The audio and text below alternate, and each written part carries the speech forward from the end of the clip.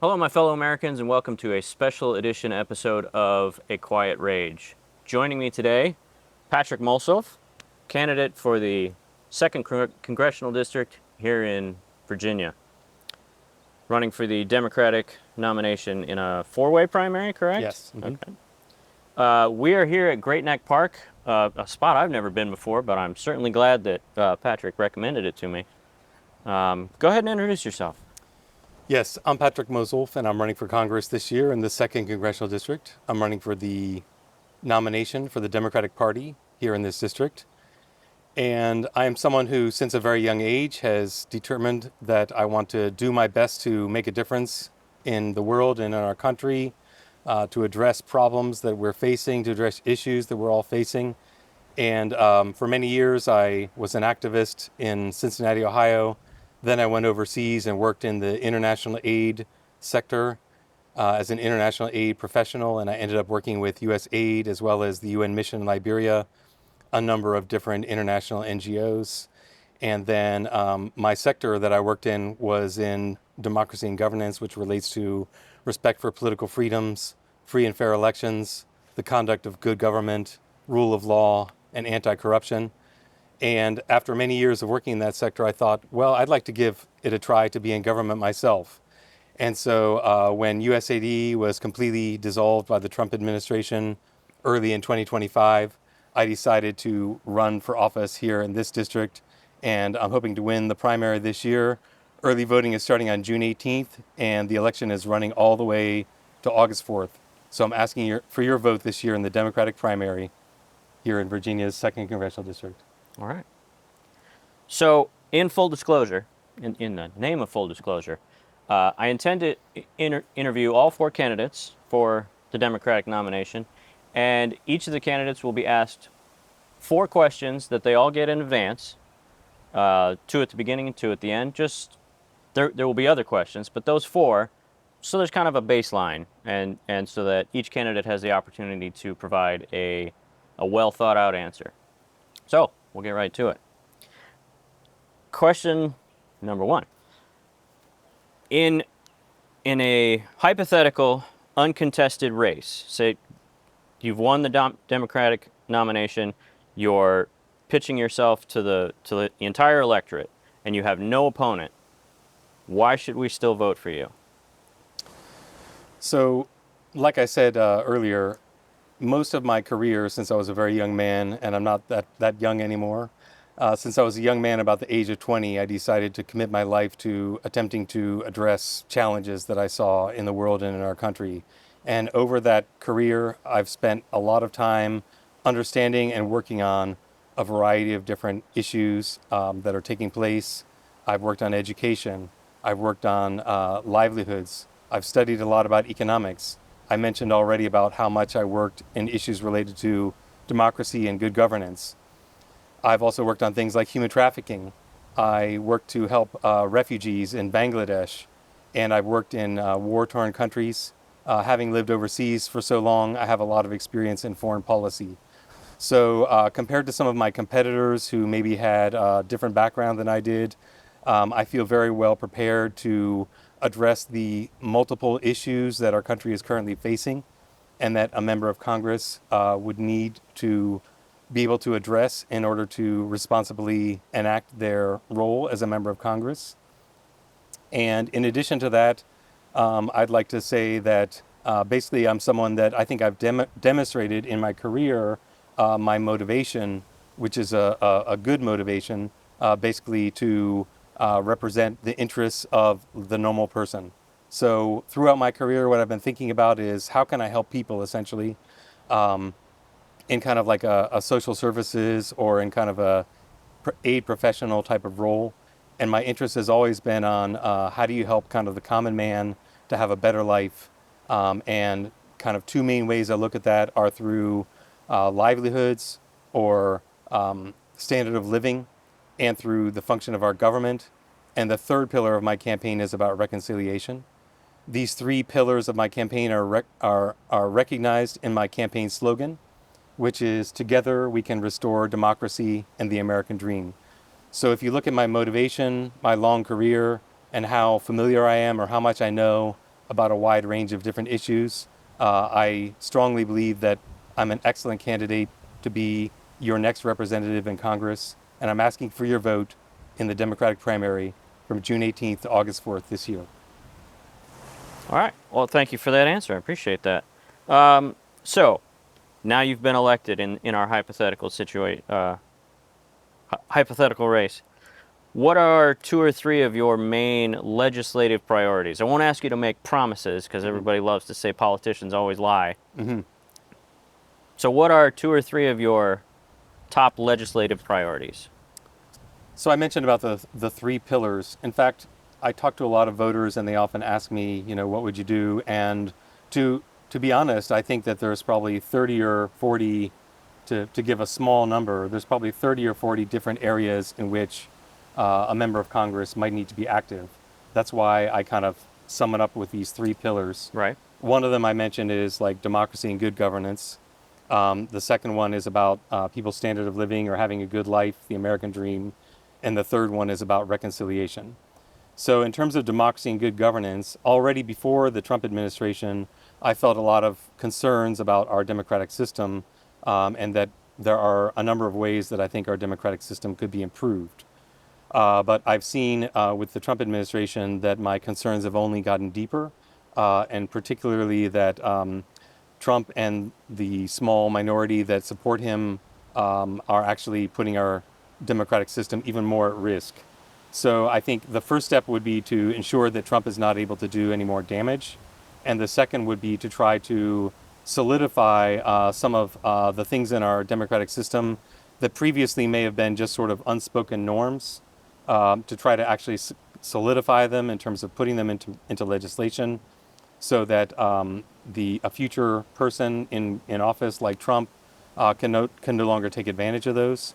And then I would move on to some of the additional reforms that I think that we need to enact to secure our democracy.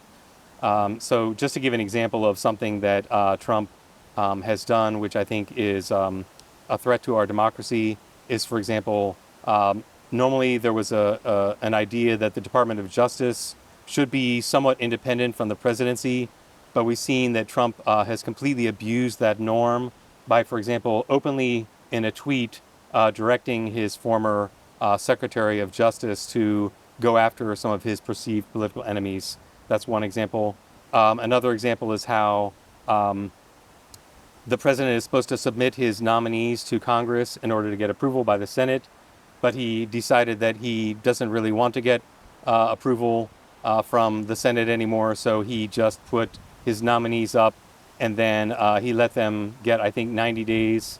Right. And then at the end of that 90 days, he would just try to re-nominate them again and keep extending it that way without getting approval. Some pre-existing issues which I'm concerned about are the issues related to campaign finance. So I think many Americans share my concern that donors and lobbyists and billionaires, political action committees, that essentially the money is essentially taken over our politics. And we've seen an exponential growth in the amount of money going into our political campaigns. And I'm concerned that members of Congress now, especially members of the House of Representatives, who are only elected for a 2-year term, as soon as they get elected to office, they need to turn right around and start campaigning again. They need to turn right around and start raising money. I'm not even sure how effective they are at doing their job in Congress, or listening to their constituents and really understanding what their constituents are interested in. So I think we need to reduce the role of money in Congress. I'm also concerned about the way that we elect our president, with the Electoral College voting for president rather than the popular vote being what decides whether the president gets elected or not. We've now had 2 presidents in this century that did not win the popular vote, but managed to get elected president anyway because of the Electoral College. It's also interesting to note that about 30 of our states have a ballot initiative procedure, but 20 of our states do not have that procedure, and we do not have a federal ballot initiative procedure. So I'm concerned that there's a great deal of gridlock in Congress, and many things are not getting done. To give an example, How many mass shootings have we had in this country where even little children at school are getting killed? And as far as I'm aware, Congress has done very little about that. So I'm concerned about gridlock in our Congress, and I feel like an escape valve is that every state should have a ballot initiative procedure. For example, Virginia does not have a ballot initiative procedure, which is where a citizen can initiate a popular vote on something, which would enable people to get something past the state government. Very good example in the state of Virginia is that, in contrast to the federal level, there is currently no limit whatsoever on campaign contributions for state level offices. So in our last election in 2025, for the attorney general position, Dominion Energy made an $800,000 contribution Eight to, hundred yes, thousand. $800,000 contribution to Shannon Taylor. And it's interesting to note that that was just for the Democratic primary. She did not even Not win even for the general. that was not even for the general. Wow. She did not even win the Democratic primary, but yet Dominion made $800,000 contribution to her campaign. So that's in contrast to the federal level, where there are some limits, at least to political campaign committees. So if you had a ballot initiative process in Virginia, the citizens of Virginia would be able to get that on the ballot and have a popular vote about it. But currently, the way it stands in Virginia is only the General Assembly itself can refer something to the voters through a referendum. So it has to be initiated by the General Assembly itself, and then the people will have a chance to vote on it. There's a number of other things that I'm concerned about. Recently, especially with the Trump administration, we've seen issues with the what is it? The procedure where the pardon procedure. The president, Right. Trump, has been abusing the pardon procedure. But I've also seen commentators online who are concerned about even the way Biden did it. So I have real questions about whether the president should continue to have the pardon, the right to make a pardon for anybody, because it seems to have become a corrupt procedure, and people are being pardoned that maybe should not be getting pardons. I'm only getting started. There's a number of other reforms that I could mention. Yeah. But basically, I think I can sum it up by saying I'm someone who believes in democratic reform. I think our country needs democratic reforms in a number of sectors. Moving on to the economic sector, I came to the realization over many years of working in the development profession that what people really want is a good standard of living. What they really want is a nice life where they have a good home, they have a decent car, a decent form of transportation. They don't have to struggle too much. They don't have to want to deal with the insecurity of unemployment and having to look for a new job every few years. So I think that's really kind of the core bottom line that most people would like the government to deliver for them. So democratic procedures is basically just a means to an end, and that's what most people really want. And we've seen, I believe, that the standard of living has been declining in our country. We've been seeing, especially since COVID, high levels of inflation.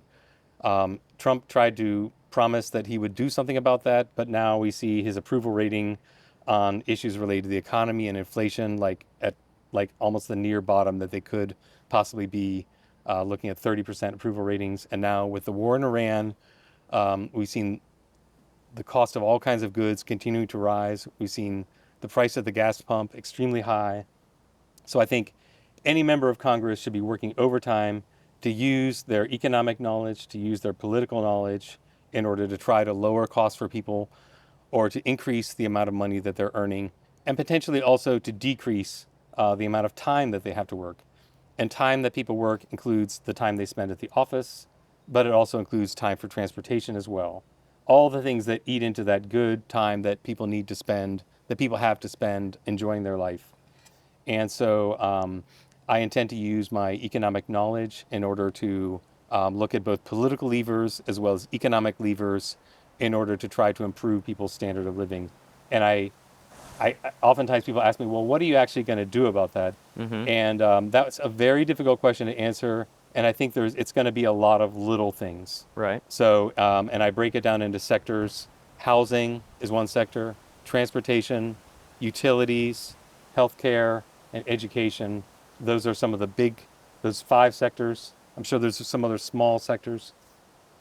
Those are the 5 sectors that really affect people's standard of living and how much they spend on a month-by-month basis, that enables them to enjoy the good life. And in each one of those sectors, there's a lot of complicated things. There's a lot of little levers that you can pull, both politically and economically, to try to lower the cost of living. So, but basically, I'm saying that I'm going to use my economic knowledge and my political skills in order to try to deliver in that arena.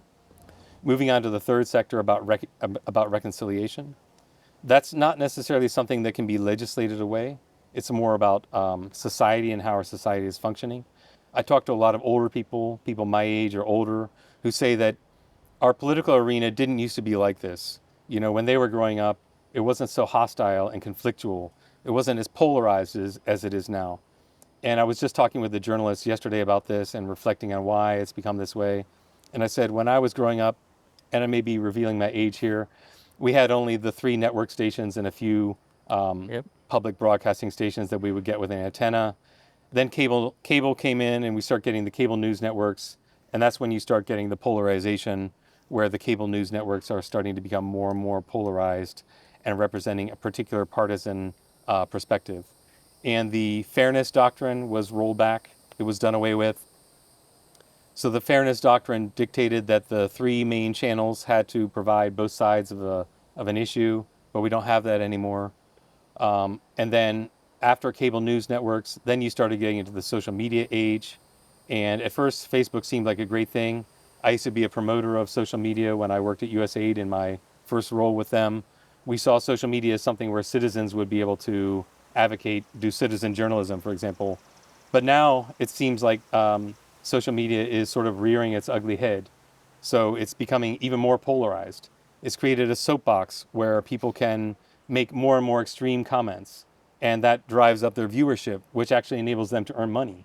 So there's actually an economic advantage to them to make more extreme statements so that they can get more views and get more clicks so that they can earn money from TikTok or YouTube or Rumble or any of these platforms where people earn money by getting by getting clicks. And so you've seen these social media personalities that are getting more and more extreme and even promoting conspiracy theories, which have very little evidence behind them. It's almost a form of disinformation. And people are watching that instead of watching traditional news platforms now. That's their source of news. So you see, especially maybe younger people, that are buying more and more into more extreme points of view. I think there was a survey recently which showed that young people disproportionately believe more in many conspiracy theories than people in the older generations. So we need to do, I guess where I'm going with this is maybe we need to do something about our media sector and the way that people are getting their information. And there's also reforms that we can make to our political system. I'm not hard and fast proposing this, but for example, a top 4 primary system or a top 2 primary system where both the Democrats and the Republicans run in the same primary, that will actually force people to take more moderate perspectives because they have to appeal to the Democratic voters, the Republican voters, and the independent voters. They have to appeal to all the voters along the whole spectrum, which might drive them towards taking more moderate positions. Whereas the party-based primary, at least during the primary, it tends to drive the Republican and Democratic candidates more towards the extreme in order to Right. attract the faithful voters for their party. So, like I said, that's the third pillar, reconciliation. It's not something necessarily that can be done legislatively, although I mentioned the fairness doctrine. Would you be, sorry to interrupt, would you be in favor of restoring the fairness doctrine or a new version of it? I think so. Yeah, I do think so. And I think that from what I understand, currently the cable news networks are regulated by a different entity in the U.S. government than the cable Than the the cable regular news channels broadcast? like CNN, Fox Right. News, and MS Now, and some of the other more right-wing ones. They're actually regulated by a different entity, and I have real questions about whether different rules should apply to them. So I might think that, for example, CNN should also have to adhere to a fairness doctrine as well. Right. Fox News should also have to adhere to a fairness doctrine as well. And I know we have First Amendment protections, but I think we also need to look at disinformation and misinformation. Oh, absolutely. maybe it shouldn't be forbidden necessarily, but maybe that should be considered like an externality that should be regulated in the same way as pollution is regulated. So if it's affecting our political system and having a harmful effect on our political system, maybe that's something we should look at. But again, it might not be something that the government can do, but it's something that I can do through my leadership as a member of Congress, as a elected representative. I believe that even if it's something that we can't do legislatively, reconciliation is something where I can take moral leadership and demonstrate that through my behavior and through the types of speeches that I deliver. Right. So I think just a commentary. One of the things that one of the norms that Trump has definitely smashed was that government wasn't move fast and do it now just because I said so. It was build a consensus. It was pros and cons, talking about on both sides of the aisle, compromise. What you're going to get something out of it, I'm going to get something out of it, and we move slowly so as not to break things, like USAID, which leads me. So how long did you work for USAID? I worked for them for 5 years total. Okay. And I also worked for the UN and a number of international nonprofit organizations. Okay. As well as local nonprofits. Right. Yeah. So and you actually spent time overseas for USAID? USAID? I only worked overseas actually Okay. for USAID. I never worked for them in Washington. Okay. Yep. So there's been a lot of reporting lately about, and I should have had numbers to refer to, but that something like, well, several thousands of people have already died as a direct result of USAID being dismantled so quickly and with nothing to take its place. Does that strike you? Does that strike you as accurate? You think that's true? I believe I read a number of like hundreds of thousands and Right. the projections in the millions in the upcoming years. And it's important to acknowledge that USAID, that's probably only reflecting USAID's health programming. Right. So USAID actually worked in a number of different kind of sectors. Health is one sector. Another one is like considered like food security and the environment. So helping people overseas to have food security. I think Yeah, that was there were tons of food that was already bought and paid for that Right. ended up getting destroyed because right. either they were told not to or there was no one to do the distribution. Right. And I mentioned in a lot of my speeches about how we're looking at a climate change crisis and also a biodiversity crisis. And in terms of biodiversity, a lot of the biodiversity is actually overseas, oftentimes in tropical climates, like in Brazil or the Democratic Republic of Congo. And if you talk to an environmentalist, they'll say, what we really need to do to protect biodiversity is focus on those biodiversity hotspots. And that's exactly what USAID was doing through its biodiversity programming. But when you cut that back, we're looking at a historic destruction of, what is essentially God's gift to the world in our biodiversity and all of the beautiful life forms that we've had. It's dying off right now because of human actions. And the U.S. government was playing a leading role in protecting that and taking action on climate change, in addition to many other sectors, which I can mention as well. But again, because of the kind of reckless behavior of Doge and Trump essentially just letting loose to destroy whatever somebody wanted to destroy in the U.S. government, as well as like violating privacy regulations in terms of stealing people's social security and personally identifiable information, using a thumb drive with 18-year-olds and Doge just stealing millions and millions of Americans' private information. Trump just basically, I don't know if it's again a function of his age, but he just basically gave them a free rein to basically destroy whatever they wanted to destroy in the government. And I understand that, maybe some more conservative voters feel that we need to make budget cuts, but the actual amount of money that we were giving to USAID was actually fairly small amount of money. And we saw that with all the money that Doge supposedly cut, it was actually peanuts. And I was actually shocked when, after all of the Doge cuts, when the big ugly bill or the big beautiful bill came in 2025, even with cutting Medicaid and SNAP and many of our other entitlement programs, the big ugly bill still ballooned our federal deficit by $3.4 trillion. $3.4 trillion.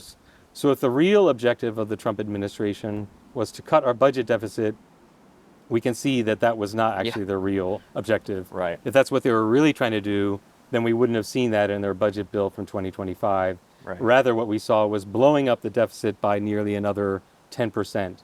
So I cannot take seriously the claim that we needed to cut our budget. Again, USAID's budget was a fairly small amount of budget, and I believe that the United States is the wealthiest country in the world, and we can afford to have a little bit of altruistic motives. And again, it's also not purely altruistic because of all the diplomatic capital that we got from that, all the excellent diplomatic relations that we got have out of our aid program with so many different countries around the world, and how that helped us in multilateral fora, including the UN and the UN Security Council, the UN General Assembly. It was just definitely not a good move whatsoever, and that reflects the other foolish moves that the Trump administration has made in terms of foreign policy, which is a whole other subject. Indeed. So it's a common refrain amongst conservatives and libertarians, not another dollar in foreign aid while there's veterans that are homeless. From what I've seen, they're not doing necessarily a whole lot for vets either. I mean, they're firing people at VA clinics that are supposed to be helping disabled veterans. So that bugs me. But as Yes. far as where do you think people miss the boat when they say things like not another dollar for foreign aid? Other than we can walk and chew gum at the same time, where it's a big government, we can do more than one thing. I think it's just, I mean, I think people in this country are really conditioned by what they see on the news. And, I don't know necessarily what everybody's watching on TV or who they're following on X or Blue Sky. But I think, what I hear when I hear people saying that is that they heard somebody else saying it and they're basically following what somebody else said. And I think that is a very deliberate attempt to create a talking point, to create an anchor in the public's consciousness about, we shouldn't be spending any money overseas while we have homeless vets. Right. And I don't even think that that's a realistic equation either, because I agree. Homelessness. And by the way, I used to work with homeless people before I went to work for USAID and for those international nonprofits, and for the UN that I mentioned. I worked with the homeless in Cincinnati, Ohio. I was the director of a small homeless shelter that for 18 people. And looking at the issue of homelessness now, 25 years later, and the number of homeless people has actually increased, I think there should be a widespread acknowledgement that this is a complex problem, and it's probably not just a matter of throwing more money at it. In fact, it's a common refrain on many dialogues that I see online that some of the Western states, for example, have just thrown more and more money at the issue of homelessness, but it's not necessarily resulting in a reduction of homelessness. So Right. I don't think we should fall for the trap that merely cutting foreign aid and then reallocating that towards homelessness is going to solve that problem, because I don't think it's just a simple equation like that. And again, I would also want to see the factual evidence that that money that was cut from foreign aid or from our diplomatic programs was actually reallocated towards helping homeless people or homeless veterans. I don't believe that it actually was. Right. Well, I did an episode on this channel, in part talking about. I'd have to look back through my notes, but I think it was a program in Phoenix, which it was a government grant program that provided a post office box basically to anyone that was homeless. They didn't have to pay for it. They could receive mail to a place that was safe, and the Trump administration cut funding to it because there's a post office. You can just go buy a post office box if you want to get mail. Mm-hmm. Completely disregarding the fact that if you're experiencing homelessness, money is a thing you don't have to pay for that post office box. Mm-hmm.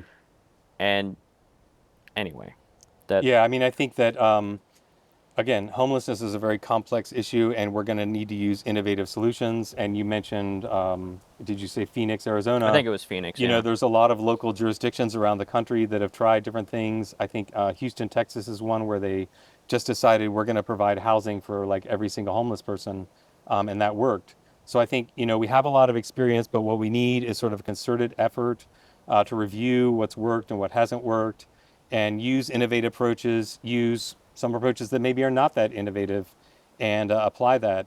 A lot of times it could be just related to zoning laws, for example. So, for example, some jurisdictions like Virginia Beach are very strict, for example, about allowing people to live in RVs. But I believe a lot of homeless people, for example, live in their cars. So maybe there should be a place where homeless people are allowed to park their cars in order to, you know, get a leg up in a more secure environment rather than having to be concerned about being attacked while they're sleeping in their car overnight. Right. So I believe that the issue of I'm a very optimistic person, and I believe that we can tackle these issues. But I don't think it's just a simple matter of making cuts in one valuable programmatic area and reallocating the budget to something else.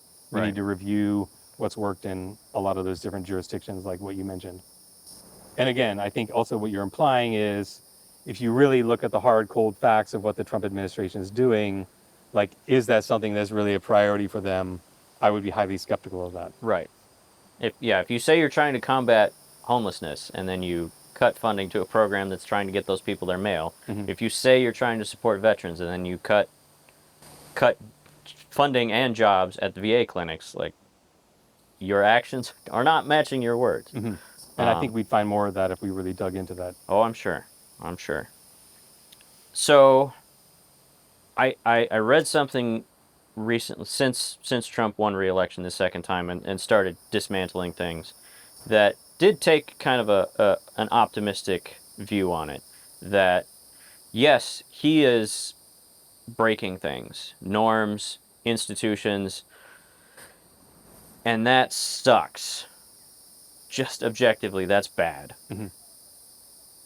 But when he's not in office, because that day will come when he's no longer in office, we will have not just the opportunity but the responsibility to rebuild things and to do so in a more, as you were talking, codifying things into like political norms that we've just always accepted, codifying those into actual regulations and laws, and rebuilding things like USAID in perhaps better, more efficient ways even. Mm-hmm. Right. Do you think you would have, well, you probably would have a pretty unique perspective on a rebuilding of USAID. Mm-hmm. Can you, just off the top of your head, can you think of anything a way that you would do things differently if you were to rebuild it? Well, I might not focus on USAID specifically, but I think I'd like to just, you know, again, most of my career, both in USAID and in other organizations, nonprofit organizations, was related to what in USAID they call democracy and governance, or democracy, rights, and governance. So I worked on electoral procedures. I worked on, you know, how does government function effectively to deliver services to people, to make life affordable for people? How do you get government to be non-corrupt? Um, how do you have a fair electoral procedure so that there's effective competition and so that the wishes of the voters are really reflected through the political process? Also looking at our media system. So again, like basically I realized like when I went into Lebanon, for example, I went into Lebanon during the Israel-Gaza war, and my office, the local development office, had a chance to apply for funding to do elections programming in Lebanon. And within like a fairly short period of time, I was able to listen to my colleagues and listen to the experts and come up with like an electoral reform proposal, which we submitted to a donor in Washington, USAID, to try to get funding for Lebanon's elections programming. And I think that just reflects sort of, you know, who I am as a democratic reformer, and how I would look at the entire U.S. government across, you know, multiple levels of government as well, because we do have a multiple tiered government where the problem of housing, for example, might be primarily located at the local level where there's all the zoning regulations, for example. which make it hard for developers to build new housing, I'm able to analyze across all those different levels of government, across a number of different issues, like I mentioned about electoral procedures, anti-corruption. I mentioned about referendums, campaign finance. So states' rights versus federal law. These are all issues that I'm well versed in. And I think that we do need like comprehensive changes. And I think we needed some significant changes even before the era of Trump. So, Citizens United, for example, came before Trump, Yep. right? So I think people have been. I was reading an article the day before yesterday comparing the UK and the United States and how voters are just becoming more and more disillusioned, and they keep trying to like flip one party out of office, but voters are never really getting any result, and they're never really seeing any change. And I think what this article reflects is that there's a deeper kind of systemic problem that needs to be addressed. And someone with my background is someone who can get in there and really come up and really have a deeper analysis and be able to work across the aisle with other colleagues and persuade others, as well as persuade members of the public of things that maybe they've never considered before. Like I mentioned earlier, most people don't think about ballot initiatives very often. Right. For example, many Virginians, for example, might not realize their state does not have a ballot initiative process. Mm-hmm. So generally we need to look more deeply at what can we do to sort of reform our system. So it's not only about USAID, it might be about many other departments. It might be about state governments. It might be about local government. It might be about campaign finance. Would you support ranked choice voting? Right. So I've been privy to a number of different discussions of citizens where they're concerned about the two-party system. And I think there's a logical concern there. The two-party system makes people feel like they have only two choices. Right. And we do also have very low voter turnout in this country. And one of the reasons might be you often talk to them, they say, well, I don't think it really makes any difference. They're all the same.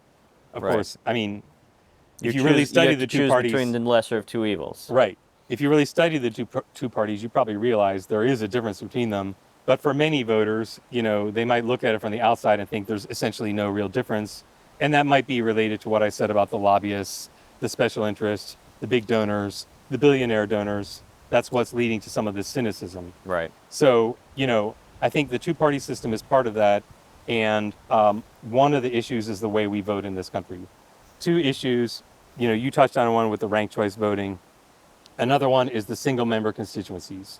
So, for example, we have 11 congressional districts in Virginia.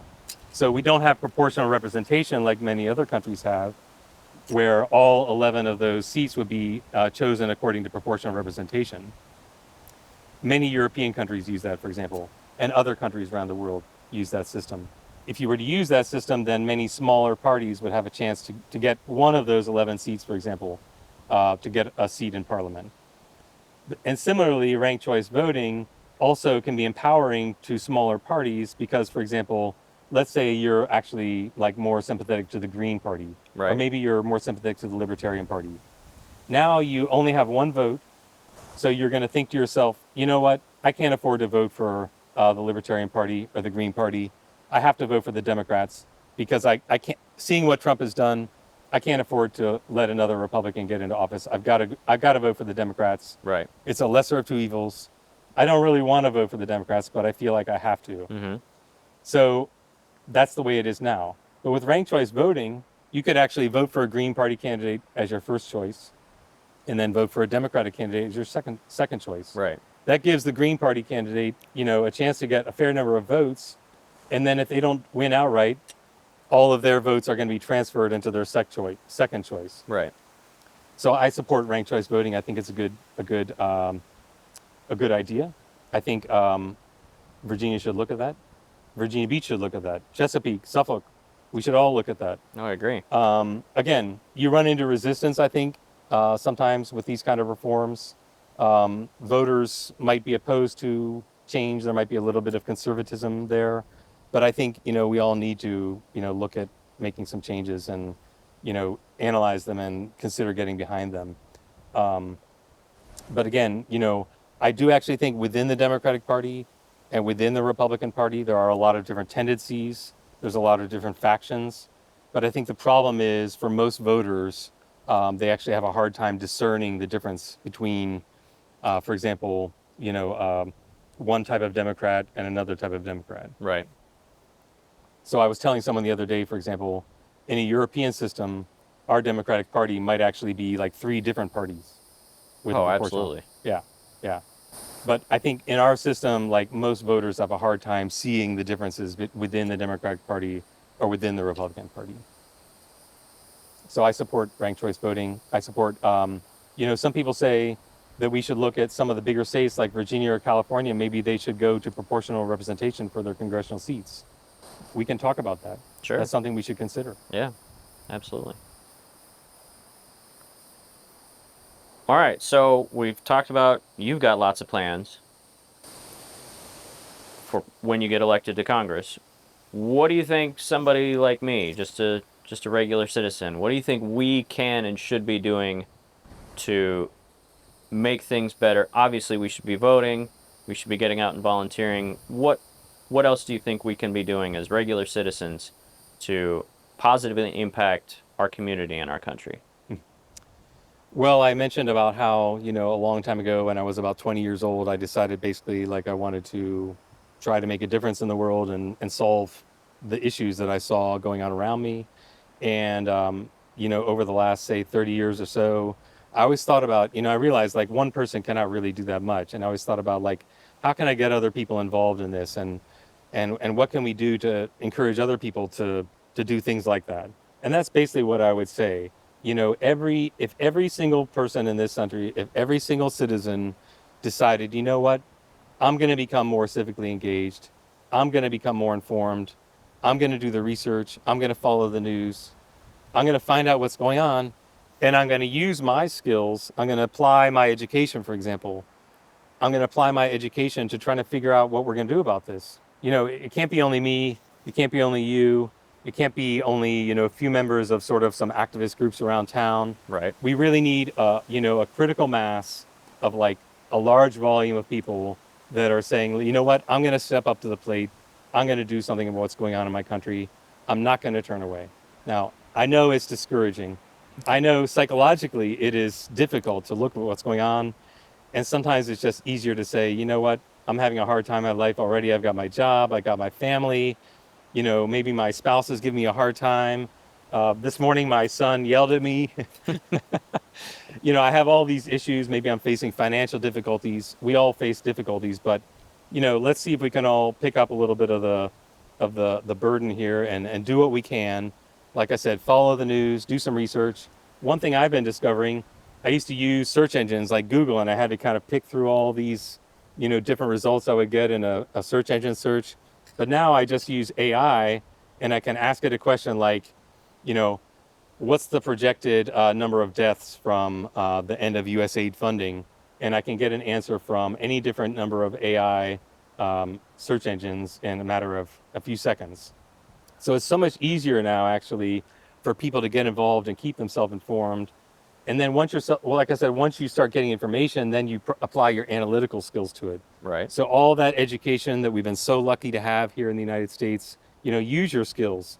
I always like to think about Abe Lincoln and how he was sort of self-educated. And ever since I finished my bachelor's, ever since I finished my master's, I keep learning all the time. Like I'm getting up there in my years, but I'm still learning so much. And we can all do that. We can keep learning every single day, learning about a new topic and apply our critical thinking skills and then get involved. Like you said, get involved. It's not only about voting, it's also not only about voting in November. You've also got to vote in the primary election. In this country, a lot of times the real decision is made in the primary election. Oh, absolutely. Especially in your deep red districts, your deep blue districts, who your member of Congress is going to be decided in the primary election. So if you're one of these people in a district which is, plus 10 Republican or plus 10 Democrat, you should be voting in the primary. But yet, we still see only 5 or 6% of the population turns out for the primary election. It should be more like 30% is showing out for the primary election. So, like, people need to get a lot more involved in the voting process and then get involved in, like, local groups, civic groups, use social media, engage with your neighbor, talk to people in a face-to-face discussion as well. And that kind of relates to what I was saying about reconciliation. So we need to have more direct one-on-one conversations with people we know, and try to talk to people in a way that, we can still get along and we can discuss our differences. And maybe we even need to learn new ways of talking to each other. We can't, get on our soapbox and make an extreme statement on X or Blue Sky. Right. I need to be able to say my opinion in a way that my next door neighbor, who I think voted for Trump or Biden or whoever the other guy was, I need to be able to talk to them in a way that they can receive it, which might not be the same way I talk on social media. So, we got to learn new skills. We got to apply our skills, use analytical skills, and get involved. And I'm optimistic that if more and more people get involved, we can see a real change. We can see a real difference here in our country. I wholeheartedly agree. That, yeah, especially with your comment about primary voting. Yeah, It's, right. Yeah. Yeah. We Very, absolutely very need important. more participation. And that also applies to our primary, which is coming up starting on June 18th, going to August 4th. Don't forget, Virginia's 2nd Congressional District Democratic primary is happening. get out there and vote. It's your choice. So, final question. Gas prices are through the roof. There's a war that nobody wanted in Iran. Israel is doing horrible things. Political polarization is all over the place. It's very easy to get depressed about the current situation. When I first started this channel, one of the things I said was, a quote that I'd heard before was, being depressed, not depression itself, not clinical depression, but being depressed about something is anger without ambition. And that's a big part of why I started this channel. I felt like I needed to do something. So when you look around, despite all of the bad things, what gives you hope? Well, I saw your question, and when I really thought about it, I look back to, say, the 2000s, or maybe the 2010s, and I think that was a time when I was much more optimistic about the situation in the world and our country, and I sort of believed that the progress would keep marching on, and like things would still keep getting better and better. But I have to honestly say, when I read that question, I could hardly think of a thing in sort of the political or socio-political arena where I think there is actually something to be optimistic about. The only thing I could think of that I think that I reflect on and I say we should be optimistic about it is the fact that I think if I compare it to 2025 to 2026, I think that Trump and his administration has realized, especially after the Virginia election and some of the other elections in 2025, I think they realized the referendum you're talking about, the, or the governor's 2025 race? election with the the House of Delegates and the governor, Right. and the New Jersey governor and some of the other elections around the country. It seems like there's been actually like a step down in the level of extremism from this administration, and I've also been encouraged by the fact that I believe that despite some of the big disappointments from the Supreme Court, a lot of the lower level courts keep making rulings which are essentially like getting in the way of the Trump administration. Yeah. So, Congress has been a big disappointment overall. Both branches of Congress are controlled by the Republicans, and by and large, my analysis is they're also intimidated by Trump, that, many of them must know some of the stuff he's doing is completely crazy, but they're just completely intimidated to do anything about it. And we can see why, because he's succeeded in defeating a lot of them just in the last few weeks or the last month in Republican primaries. They have a good reason to be afraid of him. So the Republicans in Congress are not stepping up to the plate, but some of the judiciary branch has been stepping up to the plate. And I keep reading headlines where, to give an example, I think it was just a few days ago, one of the lower level courts ruled that the Trump administration decided that they're no longer going to process immigration applications from people from 39 countries. And the court just said, no, you can't do that. Yeah. That's illegal.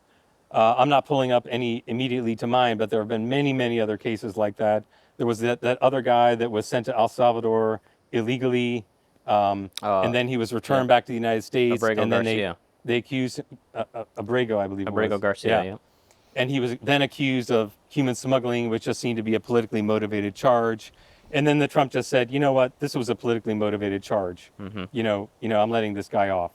Another one that pops to mind is about this $1.776 billion fund, Yeah. and the judge that was originally looking at the 10 billion that Trump wanted for himself because his tax return was released. That judge actually decided that they were going to initiate a charge to investigate why did you sort of like falsely bring this charge in front of me. Those are only three examples I can think of right off the top of my head, but I feel encouraged by that.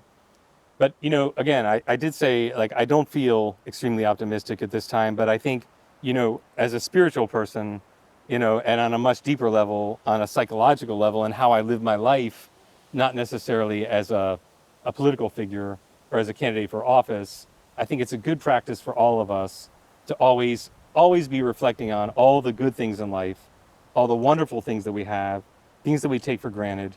I'm getting up there in my years now, and when you get up there in your years, you start taking things for granted. You're like my car, for example. Hey, you know, I'm so lucky I have this great car. I've hardly done any maintenance on this car, and I've been driving to and from all these meetings, and I haven't had any problems with my car. Or how lucky I am that like my kids are growing up so great, and they're able to go to Virginia Beach public schools and like access a great public education, and I don't have to pay for private tuition. There's just so many great things in life, and we need to start to sort of, again, this is on a spiritual level, we need to sort of cultivate the practice of like appreciating all those good things in life. And there are many gifts to being here in the United States that people Absolutely. may not realize. And I think I'm actually lucky because I did live overseas in many, many like poor and undeveloped countries where even basic things like being able to say what you think on Facebook Mm-hmm. is not something you can get away with. So, like in Cambodia, where I worked on political freedoms for a long, long time, for a little while you could kind of say something on Facebook and get away with it. And then the ruling party realized, like, oh no. And then they started attacking people. Yeah. Like people would say things on Facebook, they started making charges against them and getting them put in jail. And then everybody got scared. So there's no longer like a freedom of speech anymore. So we still have the Bill of Rights. We still have a great judicial system. We still have the potential that, I mentioned about the Republicans in Congress. There's a good chance it's not going to be like that after November this year. After I get elected to office, after you vote for me in the primary, there's a good chance that, things are going to improve, I think. And I think, like I said, I think the Trump administration has already had to dial back a lot of the actions that they're taking because they know the midterms are coming up. So I'm hoping that things will get even better during the next term. If the Democrats can get control of at least one house in Congress, then I think things will improve even further. So again, I think just my message for that would be, cultivate that spiritual practice of like taking a look around you and realizing the things that we have that we shouldn't take for granted, and just appreciate life more and realize that even though what I read in the news is discouraging, there's all these other great things in my life here in the United States that I'm appreciating. And to top that off, I was in a meeting the other day where a guy said to me, you know, are any of you going to mention patriotism? That's what he said. After we all gave our speeches, Yeah. he said, are any of you going to are any of you going to mention patriotism? And that made me think, maybe I'm spending too much time criticizing all the time, like, talking about what's going wrong. So maybe we do need to spend more time reflecting on, what a great country we have. And, we have accomplished so much over our 250 years. And one thing, again, that I'd like to emphasize that people often take for granted is like, how technologically advanced this country is, like how great our standard of living is. Like almost every country in the world has a lower standard of living than we do, and people struggle to get by. Yep. Wages are much lower. People don't have the same standard of living in terms of housing that we have. Maybe They they have don't have the social safety nets that we do. exactly, yeah. So like in a country like Cambodia or Lebanon, you're not going to be able to get any kind of unemployment benefit. Mhm. There's no food aid. If you're below a certain income level, there's no Medicaid. So even though those things have been cut to some extent, we still have a lot of great things going for us, and I think we need to celebrate those things. And this upcoming July 4th will be a great chance for that. Indeed. I know so I was in the Navy for 20 years, so I got to travel on Uncle Sam's dime to all kinds of other countries. And I had the same experience. And there's a quote that I should have memorized and I don't, but it basically, travel is an antidote to racism and xenophobia, and it's absolute. I mean, for me, it was absolutely true. It seems to have been the same for you. Yeah, there are things we could be doing better. Certainly, there are things we need to improve as a country, but I mean, people pack up just what they can carry and walk to this country just in hopes of a better life, and we take it for granted, I think, far too often. Yeah, and I am optimistic, like I said, in answer to, I think, your third question. If more and more people like get involved, inform themselves, use their critical thinking skills, their analytical skills, and get involved with other like-minded people and talk to their neighbors, I do think that things will improve gradually over time. I agree. Patrick, thank you. Yeah, thank very you so much. Thank you. I really Appreciate your appreciate time. talking with you. You want to plug your campaign website? Yes, my campaign website is www.patrickmosolf.com. That's MOS as in Spain, OLF as in France.com, patrickmosolf.com. And you can find a link in the description of this video. Thank you all for watching today. Yes, indeed. Thank you for watching. Keep your powder dry, and make sure you vote in the primary. We'll see you in another episode.